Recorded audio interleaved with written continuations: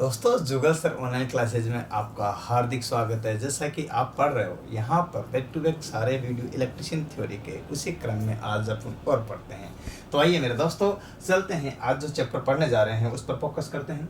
तो क्या है चैप्टर, ध्यान दीजिएगा। सबसे पहले अपन चलते हैं यहाँ पर नंबर 3। देखिएगा, मैं आपके यहाँ पर एसी सर्किट और एसी सर्किट में प्रकार पढ़ा रहा हूँ। प्रकार में आपके देखिएगा, सबसे पहले मैंने रेजिस्टिव सर्किट पढ़ाया प्योर वाला, फिर पढ़ाया इंडक्टिव प्योर, और लास्ट में पढ़ रहे हैं अपन यहाँ प्योर कैपेसिटिव सर्किट। तो इसको अपन क्लियर करते हैं। तो तीसरे नंबर पे आता है, वैसे 6 प्रकार का मैं यहाँ पर आपको बता रहा हूँ जो कि आपके लिए बहुत ज़्यादा कारगर होगा। चलिए दोस्तों, अपन चलते हैं अपने लक्ष्य के। मतलब होता है प्योर का मतलब होता है दोस्तों शुद्ध, क्या होता है शुद्ध, ठीक है। और कैपेसिटिव का मतलब होता है धारित्व, क्या होता है धारित्व। और परिपथ जो होता है वो होता है आपका सर्किट। तो यहाँ 3 चीज अपन बात करते हैं, तो क्लियर समझिएगा। तो ये परिपथ है जिसको बोलते हैं शुद्ध धारित्व परिपथ। तो ये धारित्व परिपथ है जिसका अपन चर्चा कर रहे हैं। चलिए आइए अपन बढ़ते हैं आगे इसी क्रम में क्रमबद्ध रूप से। तो इसकी परिभाषा कैसे बनेगी, अगर डेफिनेशन की बात करते हैं दोस्तों, तो इसकी परिभाषा की, तो परिभाषा जो बनेगी तो वो कैसे बनेगी, तो वह ऐसी परिपथ जिसमें कैपेसिटर लगा हो, वह ऐसी परिपथ जिसमें कैपेसिटर लगा हो क्या कहलाता है, शुद्ध धारित्व परिपथ कहलाता है। तो देखिएगा, वह ऐसी सर्किट है ना, वह ऐसी सर्किट, सर्किट का मतलब होता परिपथ, सर्किट जिसमें कैपेसिटर है, जिसमें कैपेसिटर, ठीक है, संधारित्र, क्या संधारित्र। इसका एक और निकनेम है, वो है कंडेंसर, कंडेंसर लगा हो क्या कहलाता अपना यहाँ पर। तो देखिएगा, यहाँ प्योर कैपेसिटिव सर्किट अर्थात शुद्ध धारित्व परिपथ कहलाता है। उम्मीद है बात समझ में आएगा आपको, इसकी परिभाषा समझ में आएगी। आप इस तरह से जो मैं जैसे बोलता हूँ वैसे आपके इसके हैंड राइटिंग के नोट्स बढ़िया शानदार वाले बड़े रजिस्टर में बनाइए, जिससे आपको किसी तरह की कोई परेशानी नहीं होगी। तो आपके क्लास नोट्स तैयार हो जाएंगे। और खुद के द्वारा लिखे हुए नोट्स सबसे बड़े नोट्स होते हैं। तो मैं इसीलिए पूरा डिटेल में और विस्तार से लिखता हूँ, जिससे किसी प्रकार की असुविधा आपको ना हो। उम्मीद है ये सारी बातें आपको पसंद आ रही हो। तो एसी सर्किट किसे देखिएगा, एसी सर्किट जिसमें जो कैपेसिटर होता है संधारित्र लगा हो क्या कहलाता है अपना यहाँ पर, शुद्ध धारित्व परिपथ। अब शुद्ध धारित्व परिपथ की अगर बात करते हैं तो ये होता क्या है, इसमें सबसे पहले आपको ये क्लियर करना। तो मैं आपको यहाँ नोट डाल के लिखा देता हूँ इसमें कि ये परिपथ होता क्या है एक्चुअल में। तो इस परिपथ में यूँ समझिएगा कि धारा, ध्यान देना, यहाँ पर धारा वोल्टेज से, किससे, वोल्टेज से 90 डिग्री पिछड़ जाती है। तो देखिएगा इस परिपथ में, ठीक है, इसको बोलते हैं, इसकी जगह अपन यहाँ इसको प्रदर्शित करते हैं X से और C से। तो एक सी परिपथ में धारा वोल्टेज का मतलब EMF, ठीक है, से 90 डिग्री या अंश बोल सकते हो, अंश पिछड़ जाती है। 90 का मतलब होता है समकोणीय, क्या हो जाती है, पिछड़ जाती है। कितने डिग्री पर पिछड़ जाती है, तो ध्यान रखना है यहाँ समकोणीय अंश पर अर्थात डिग्री पर पिछड़ जाती है। तो ये है तो वह एक से परिपथ जिसमें धारा वोल्टेज से 90 डिग्री पिछड़ जाती है। ये एक्चुअली में होता कैसे है, इस चीज को वेरीफाई करें। सबसे पहले परिपथ बनता तो कैसे बनता, हम फर्स्ट स्टेप ये लीजिएगा, यहाँ मैं ये लगा दिया कैपेसिटर, तो परिपथ आपका लग गया, ठीक है। अब बात आती है, तो ये जो कैपेसिटर लगाया है इसको मैं सप्लाई कौन सी दूं, बोलो, आप बोलो। एसी दूंगा ना, एसी दूंगा, डीसी के भी होते हैं लेकिन डीसी नहीं देंगे, एसी ही देंगे। तो एसी देखिएगा, यहाँ दो चीज ध्यान रखना, ये एसी सप्लाई मैंने यहाँ इसको दे दी, ये लगा दिया अपने यहाँ सी। तो ये कौन सा परिपथ बना अपना है, कैपेसिटिव। तो कैपेसिटिव सर्किट में होता क्या है एक्चुअल में, धारा वोल्टेज से 90 डिग्री पिछड़ रही है। अब धारा जब वोल्टेज से 90 डिग्री पिछड़ेगी तो इस केस में यूं होगा, ये लीजिएगा यहाँ पर, अब ये लीजिएगा यहाँ, ये लीजिए यहाँ I और यहाँ V, ठीक है। अब जब आए और ये तो इनके बीच में जो पिछड़ रही, तो ये अंतर कितने डिग्री का है बोलो? 90 डिग्री का। तो कितने डिग्री पर पिछड़? इधर धारा है, देखिएगा इधर धारा है तो इधर वोल्टेज है, तो आप क्लियर करो तो कितने डिग्री पर पिछड़ गई? 90 डिग्री पर। अब पिछड़ी तो सही, लेकिन कैसे पिछड़ी? तो इसका भी एक डायग्राम बना देते हैं जिससे कि आपको क्लियर और वेरीफाई हो जाए कि वास्तव में हुआ क्या है। तो ये चीज़ आपको क्लियर होना चाहिए, तभी तो आप हम आगे क्लियर कर पाएंगे। चलिए मैं और आपको स्पष्ट करता हूं। तो यहाँ से ये लीजिएगा, ठीक है। अब आपको ये भी क्लियर है कि यहाँ जब कोई चीज़ चल रही है तो ये आप यहाँ स्पष्ट करो। तो देखिए सबसे पहले मैं आपको ये चीज़ क्लियर करना चाहता हूँ कि यहाँ से ये चीज़, ठीक है। चलो यहाँ से ये चीज़, ठीक है। तो ये बात क्लियर हो, इससे क्या है कि आपको क्लियरिफाई हो जाएगा। तो अब आप देखना पता क्या है, समझना बात को। यहाँ 0 डिग्री, राइट, ओके। यहाँ से लेंगे तो अधिकतम पीक पॉइंट पर, जिससे बोलते हैं पीक वैल्यू पर, ये हो जाता है 90 डिग्री, ठीक है। 90 डिग्री पीक वैल्यू होती है। 180 पर कितना होगा यहाँ देखना, 180 पर देखना 180 डिग्री पर जो होगा वो वापस 0 हो जाता है। और फिर से ध्यान देना, फिर से यहाँ पर क्लियर करो तो ये चीज़ आपको छोटी छोटी, फिर यहाँ 270 डिग्री पर, कितने पर? 270 पर। यहाँ लास्ट में आता है जो है 360 डिग्री पर। अब जब ये स्टेप आपके साथ बनती है तो ये तो एक ऐसी वेव फॉर्म बनी है। अपन को क्या चाहिए इसमें? यही एक चीज़ वैसी चाहिए कि जो अपन क्लियर कर पाए।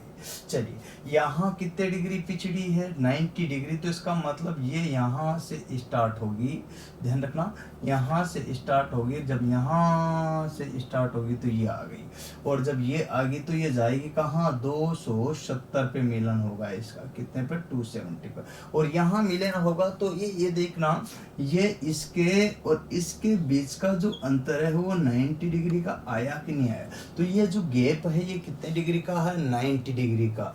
ये देखिएगा यहाँ अगर बात करते हैं, क्लियर करना, यहाँ अगर बात करते हैं तो ऊपर वाला वोल्टेज और नीचे वाला धारा है। तो ऊपर वाला पहले पहुंच गया 90 डिग्री, पहले जाकर के पहुंच गया, ये 90 डिग्री बाद में आ रही है। इसका मतलब बाद में आ रही है तो पिछड़ जाना।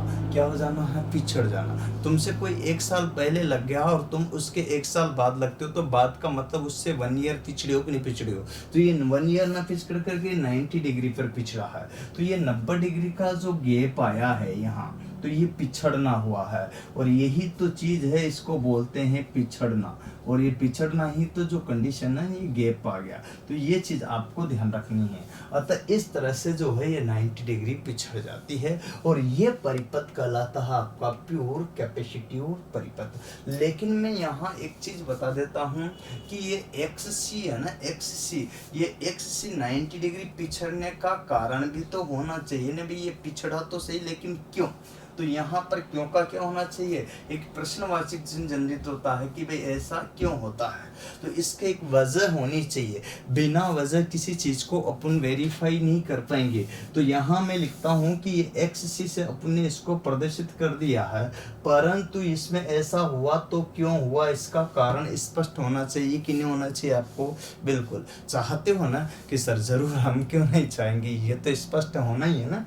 तो क्लियर समझेगा, बिना कारण के कोई चीज नहीं होनी चाहिए। और मैं अधिकतर में आप देखते हो तो बिना रीजन के किसी पर भी बात नहीं करता। अतः प्रत्येक का रीजन, प्रत्येक का कारण होना चाहिए। चलिए आगे बढ़ते हैं यहाँ से, तो किस तरह से चल पाते हैं सुनिए ध्यान से। अब पिछड़ने का कारण क्योंकि आवेश रहित कैपेसिटर जो होता है वो स्रोत से, एसी स्रोत से संयोजित करने पर, कारण है इसका क्योंकि इसमें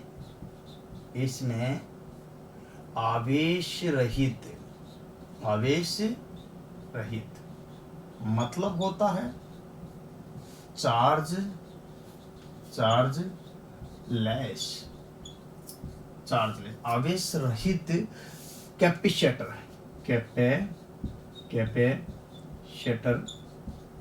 को एसी स्रोत से संयोजित करने संयोजित करने के कारण ऐसा होता है। बात समझे? संयोजित करने के कारण ऐसा होता, तो कारण क्योंकि इसमें आवेश रहित मतलब चार्जलेस कैपेसिटर ऐसी स्रोत से संयोजित कर दिया जाता है। परिणाम स्वरूप देखिएगा, जब चार्जलेस होगा तो चार्ज को क्या करेगा, ग्रहण करेगा। तो ये क्या होगी, यहाँ पर पिछड़ जाएगी 90 डिग्री। तो 90 डिग्री धारा पिछड़ गई। पिछड़ने का मतलब हो गया कि यहाँ पर जो है आप क्लियर कर सकते हो, समझ सकते हो कि किस तरह की क्या क्या स्टेप बन रही है। मैं वही चीज आपको यहाँ पर क्लियर कर रहा हूँ। अब इसके बाद आता है, देखिएगा पावर फैक्टर क्या आता है। अब आता है अगला कि इसका पावर फैक्टर क्या होगा। तो शक्ति गुणांक का अगर जिक्र करते हैं तो एक चीज क्लियर रखना है कि पावर फैक्टर क्या होगा। पावर फैक्टर का मतलब होता है शक्ति गुणांक। एक्चुअल में यहाँ समझिएगा कि शक्ति गुणांक की कंडीशन क्या होगी।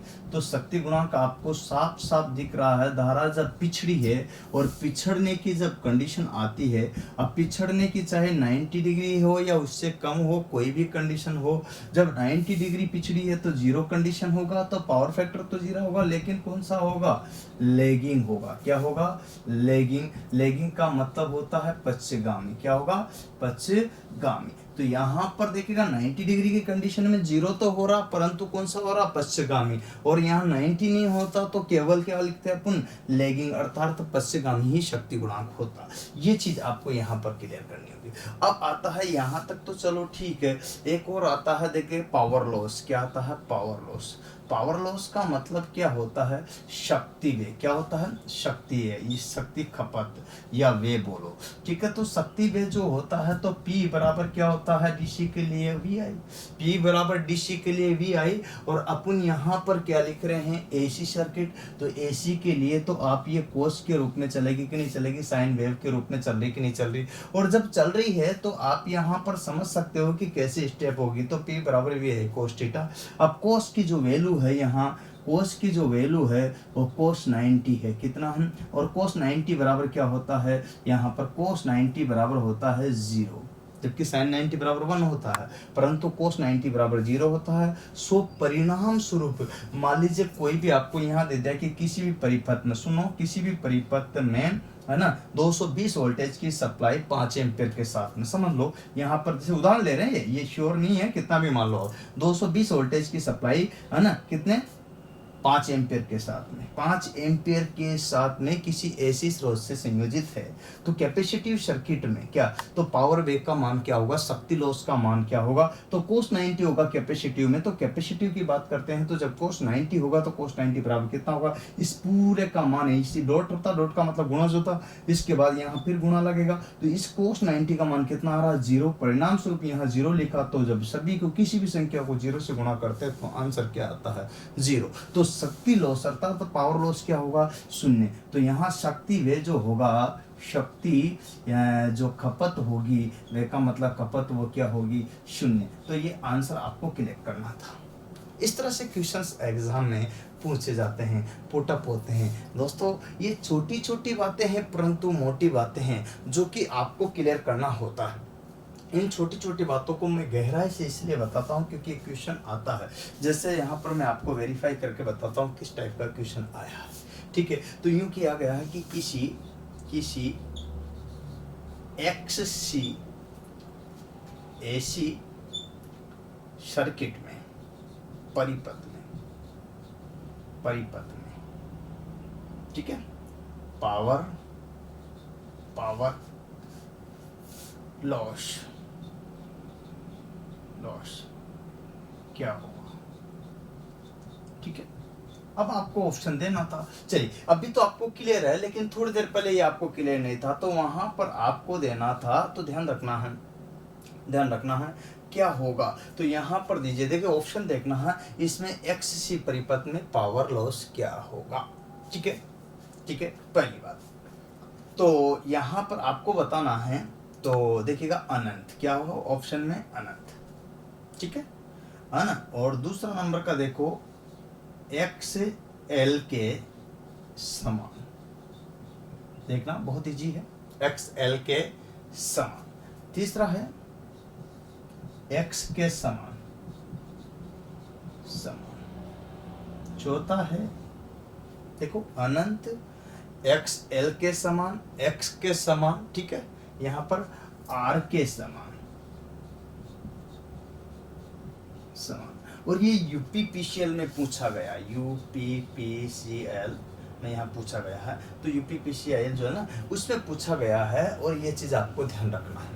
अब दोस्तों इस टाइप से जब क्वेश्चन एग्जाम में आता है, आपको क्या लग रहा था बहुत इजी है, बहुत इजी है, लेकिन इजी है, मैंने यहाँ समझाया भी है, लेकिन क्वेश्चन बदल गया। एक्स सी का पूछा है परिपथ में क्या होगा, तो यहाँ पर ध्यान देना अनंत तो होगा ही नहीं, तो ये कैंसिल हो गया है ना। एक्स का कोई मतलब ही नहीं है कि यहाँ एक्स के समान ही होगा। आर प्रतिरोध तो एडीसी के लिए हो जाता, तो एसी की बात कर रहा है तो, क्योंकि यहाँ साफ साफ लिखा है इसमें, इसका मतलब अनंत नहीं होगा, ये नहीं होगा, तो बच्चा कौन सा अपना एक्स एल के समान, क्योंकि इसमें भी तो पी बराबर वी आई कॉस फाई ही होता है, इसमें पिछड़ जाती है। यहाँ पर देखिएगा, यहाँ क्या धारा वोल्टेज से 90 डिग्री क्या होता है, यहाँ धारा वोल्टेज से 90 डिग्री पिछड़ी थी, लेकिन वहाँ वोल्टेज धारा से क्या होगा था, यहाँ पर आगे थी, तो बात तो वही है ना। तो cos 90 की वैल्यू कितनी आएगी, वहां पर भी 0, परिणाम स्वरूप इसका इसमें क्या होगा, शून्य, तो इसमें भी पावर लॉस शून्य था, तो इसमें पावर लॉस, अर्थात यूं समझेगा कि एक्स सी बराबर एक्स एल क्या होता है, शक्ति वे होता है। क्या होता है, शक्ति वे जो होता है वो दोनों में क्या होता है, शून्य। क्या होता है, दोनों में क्या होता है, शून्य होता है, बराबर होता है। तो ये चीज आपको ध्यान रखनी है, इसलिए क्वेश्चन का ऑप्शन के अनुसार क्लिक करना था। छोटी छोटी बातें हैं परंतु मोटी बातें हैं, इसलिए आपको इन सब चीजों पर स्क्रीनशॉट ले लो, ले लिया करो। इन सब चीज़ों पर आपको ध्यान देना है, और ध्यान दोगे तो कोई भी तकलीफ आपको नहीं होगी, और उम्मीद है ये सारी चीज़ें आपको समझ में आ ही रहेगी। तो अपने इनको ज़्यादा से ज़्यादा अपने दोस्तों को शेयर करेंगे, सब्सक्राइब करेंगे और लाइक करेंगे। नए दोस्त ज़रूर बेल बटन को दबाएंगे, परंतु याद रखिएगा आप और हम इस कोरोना काल में चलते हुए आगे बढ़ेंगे तो मैं सारे वीडियो आपको प्रोवाइड कराऊँ, लेकिन ध्यान रखिएगा कि दुनिया है आपको पिछाड़ने की कोशिश करती है लेगिंग की तरह, ठीक है, किसकी तरह, लेगिंग की तरह। तो यहाँ पर देखिएगा, तो यहाँ जो कंडीशन है, सॉरी इसमें एक चीज़ आपको और क्लियर बताता हूँ लास्ट में, तो क्योंकि ये कौन सा परिपथ है, कैपेसिटिव, तो इसमें लेगिंग नहीं होगा दोस्तों, ये चीज़ आपको मैं क्लियर बताता हूँ, सॉरी, इसमें आपके यहाँ होगा लीडिंग। क्या होगा, लीडिंग, क्या होगा, लीडिंग दोस्त, कौन सा होगा, लीडिंग। तो ये चीज़ आपको ध्यान रखनी है। तो यहाँ लेगिंग की जगह होगा लीडिंग, और यहाँ आपके जो पश्चिमगामी की जगह होगा अग्रगामी। क्या होगा, अग्रगामी। नहीं यार, दोबारा कराऊं।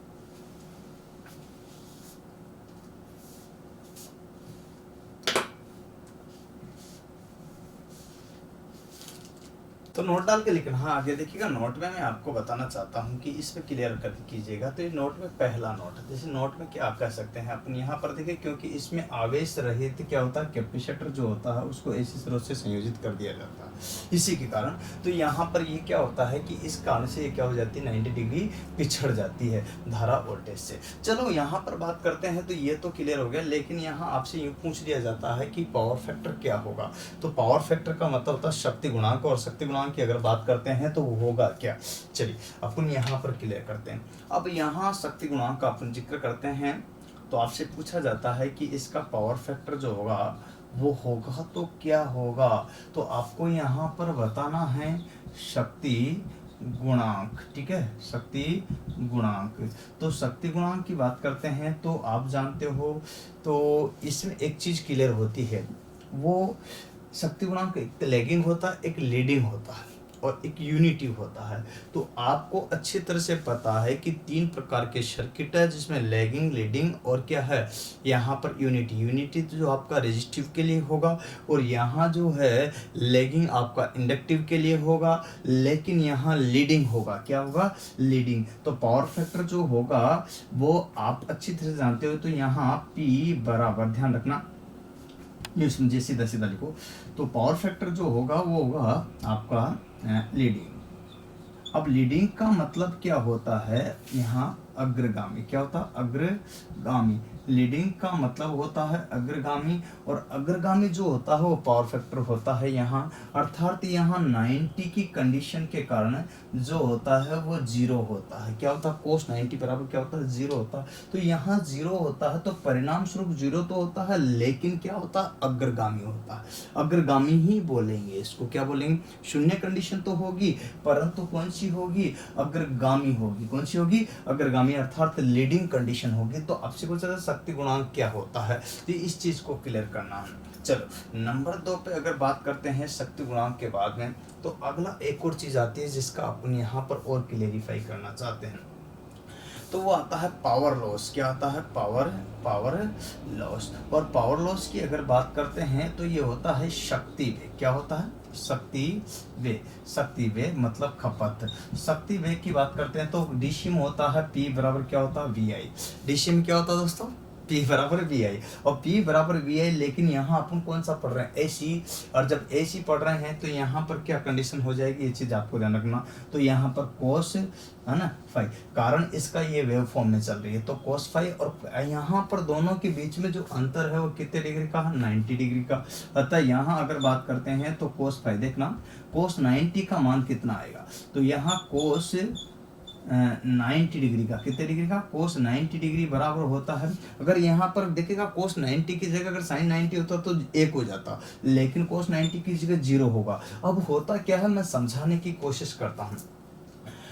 होता यूं है कि ये P जो है ना, P, तो P बराबर VI। जैसे मान लीजिए किसी परिपथ में 220 वोल्ट की सप्लाई या 230 वोल्ट की सप्लाई दी गई, 230 इंटू में अपने पास में 5 एम्पेयर की धारा दी गई, ठीक है। अब यहाँ कोस 90 की वैल्यू कितनी आई थी? तो इस पूरे की वैल्यू कितनी आ रही है? इसके बीच में डॉट, इसके बीच में डॉट का मतलब क्या होता है? गुणा। और दोनों का जब यहाँ है तो यहाँ पर कोस 90 की 0, तो इंटू में कितना, कोई भी वैल्यू रख लो यहाँ, 230, 220, 10, 5 जो भी रखना। अब किसी भी संख्या को 0 से गुणा कराओगे तो क्या प्राप्त होगा? 0। परिणाम स्वरूप जो पावर लॉस क्या होगा? शून्य होगा। तो आपसे पूछा जाता है कि शक्ति व्यय क्या होगा? तो शून्य होगा।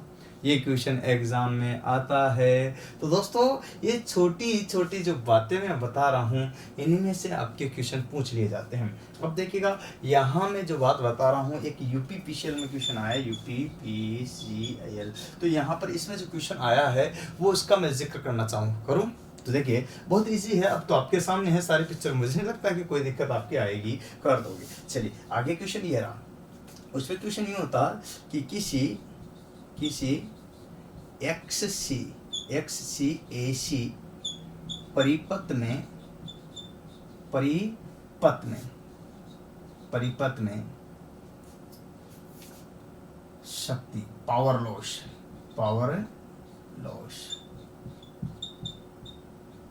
का मान होगा।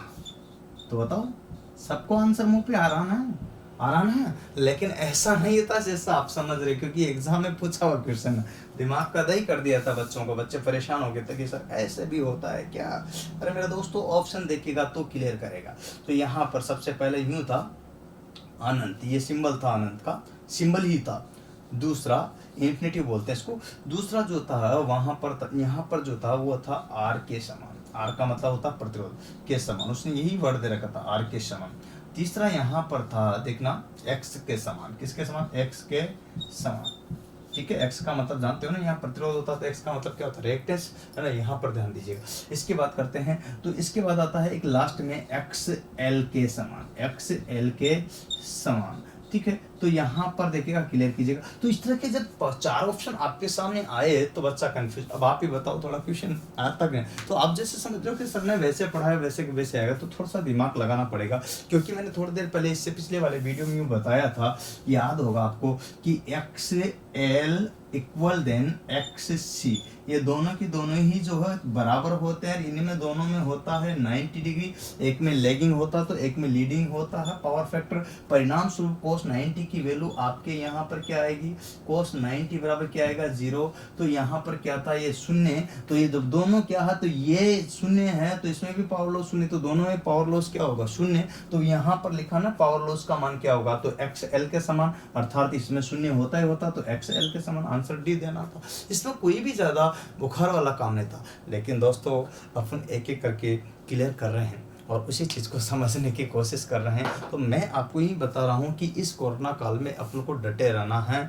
हारना नहीं, लगे रहना है। क्योंकि एक बात बताता हूँ, सब लोग पाँव खींचने पर, टांग खींचने पर डटे हुए हैं। आपको आपका माता पिता, आपके गुरु के अलावा कोई भला नहीं चाहता। कुछ दोस्त होते हैं जो अच्छे होते हैं, बाकी का तो देखो अधिकतर यही चाहते हैं कि ये पिछड़ जाए, मैं आगे निकल जाऊँ। तो यहाँ पर एक बात बताऊँ, तो आप प्रैक्टिकल चाहते हो, मैं थ्योरेटिकल आपको बता रहा हूँ। तो प्रैक्टिकल से ज़्यादा थ्योरेटिकल एग्जाम में पूछे जाते हैं और वही चीज़ है। लेकिन दुनिया में एक ऐसी चीज़ है कि हर आदमी प्रैक्टिकल करके सीखना चाहता, हर आदमी प्रैक्टिकल करके सीखना चाहता। तो दुनिया की हर चीज़ होती है ना, सुनिए ध्यान, दुनिया की हर चीज़ होती है जो ठोकर खाने से टूट जाती है, ठोकर लगने पर टूट जाती है।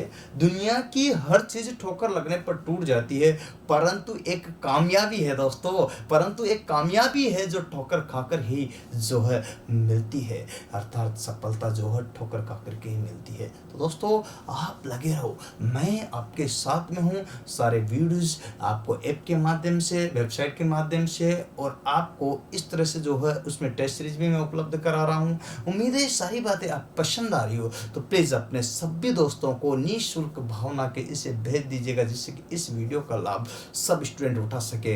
दोस्तों आज के लिए इतना ही, फिर मिलेंगे नेक्स्ट वीडियो के साथ। तो प्लीज़ इसे लाइक, सब्सक्राइब और शेयर करना। नए दोस्त बेल बटन को ज़रूर दबाना। फिर मिलेंगे नेक्स्ट वीडियो के साथ। बहुत बढ़िया, धन्यवाद। जय हिंद, जय भारत, वंदे मातरम।